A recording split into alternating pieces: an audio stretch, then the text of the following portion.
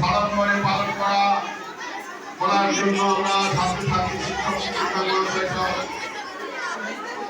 অনুষ্ঠান মঞ্চে হাজির হয়েছি।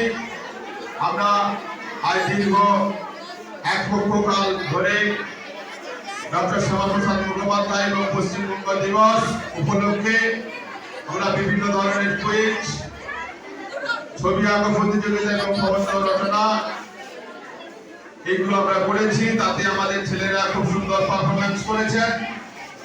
তাদের আমরা আজকে পুরস্কৃত করব, বিশেষ পুরস্কারে পুরস্কৃত করা হবে।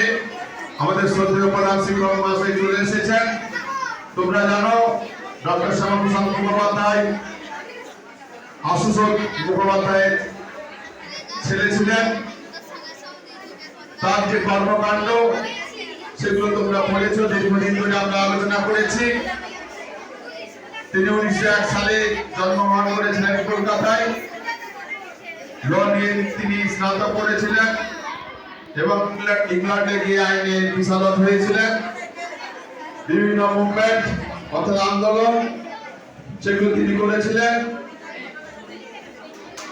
এক দেশ এক আইন, এক ভাষা, এক সুযোগ সুবিধার জন্য তিনি আমরণ সংগ্রাম করেছিলেন। সেই সময় কাশ্মীরকে 370 ধারা দিয়ে একটা বিশেষ সুযোগ